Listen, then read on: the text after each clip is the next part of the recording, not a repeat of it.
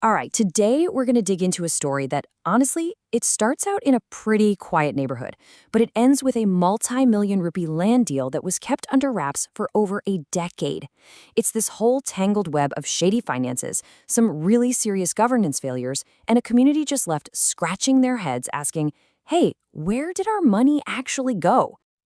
It's a situation that makes you stop and ask a pretty basic question. Do you really know what's going on with your own community's assets? I mean, what are you supposed to do when the very people you elected to protect that money start acting like the rules just don't apply to them? So where did this whole mess even begin? Well, before we can even start to follow the money trail, we gotta understand the vibe, the whole environment at this homeowners association. You see, it was this culture of secrecy that basically created the perfect storm, the perfect conditions for a crisis like this to just bubble up under the surface, completely undetected. The first huge red flag? It was the attitude of the leadership.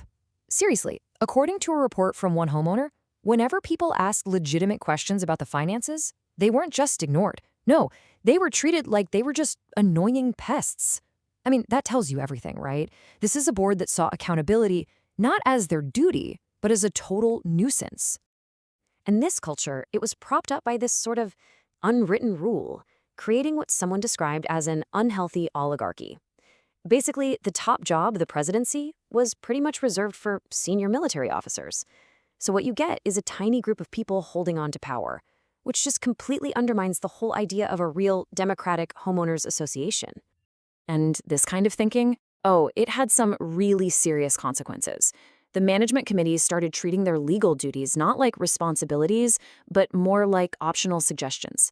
They would only actually follow the law if a homeowner dragged them to court and forced them to. Can you imagine how expensive and frustrating that is for someone who just wants to see the books? Okay, so this whole culture of secrecy, it wasn't just a hunch people had. No, there was a paper trail. And the first solid piece of evidence popped up in the official financial audit for the 2024-25 fiscal year. Now remember, an audit is supposed to give you clear answers. In this case, it just made things a whole lot more confusing. I mean, just look at this chart. The association's project fund dropped by over 17 lakh rupees. That's a huge chunk of money, all gone in just 1 year. And the official audit report, the document that's supposed to explain everything, it had zero explanation for where that money went. It's like it just, poof, vanished from the books. And believe it or not, it gets even more confusing.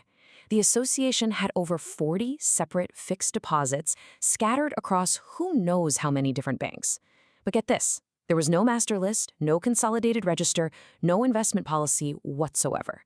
A setup like that, it makes tracking the community's money almost impossible.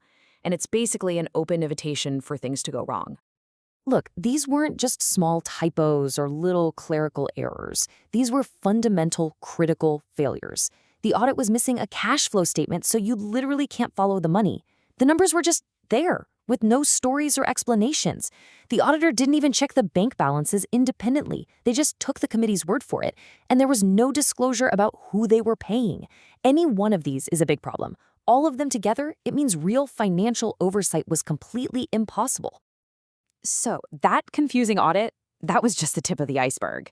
It was like finding a loose thread, and when that thread got pulled, it started to unravel something so much bigger. A secret land deal that went back more than 12 years. So here's how it all went down. At first, there were these 8 plots set aside for some owners who couldn't pay. So the builder does something really important. They reclassify those plots as common area, and they charge all 78 homeowners for them. Now, right there, that's the key moment. That land now legally belongs to the entire community. But then, fast forward 12 years, and suddenly those same original 8 owners are allowed to just buy it back. And here's the real kicker, the absolute core of the injustice. They didn't pay today's market price for that land. Oh no, they were allowed to buy it back at the same price from 12 years ago. Think about that. The entire community paid for this land, held onto it for over a decade, and then a tiny group of people got to swoop in and capture all the profit from its appreciated value.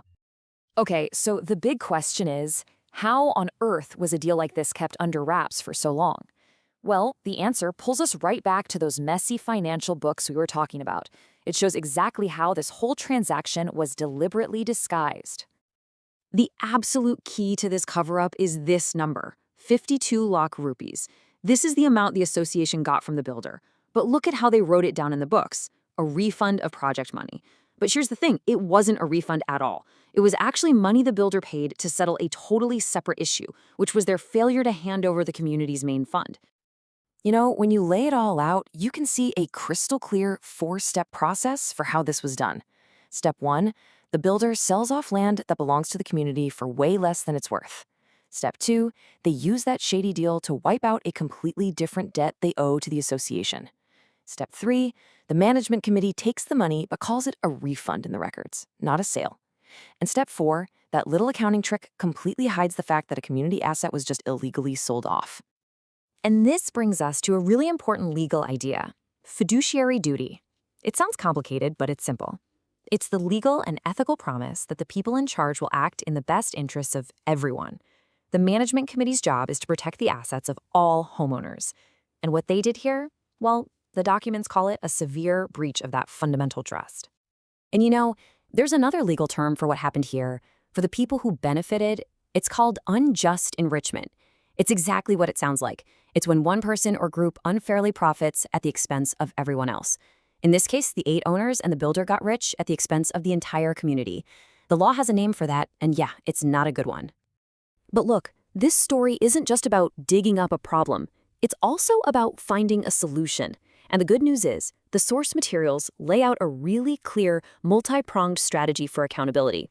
It shows that even in a situation this messy, there are real, concrete steps that homeowners can take to make things right.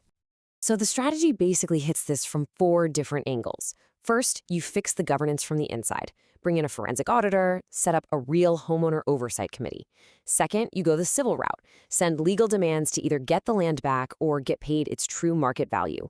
Third, you bring in the regulators. File official complaints to trigger government inquiries. And finally, if needed, the criminal route. File a police complaint for things like breach of trust and falsifying accounts.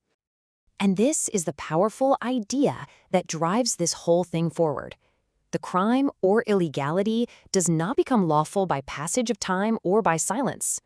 Just because this happened a long time ago doesn't make it okay. Just because people were quiet doesn't make it legal. Time doesn't just wash away an illegal act. And that really leaves us with one last kind of sobering thought. This didn't happen in a community where people were clueless or disengaged. These were educated, aware homeowners, and this still happened. It's a huge wake-up call that you can't just assume things are fine. So it leaves you with a really important question.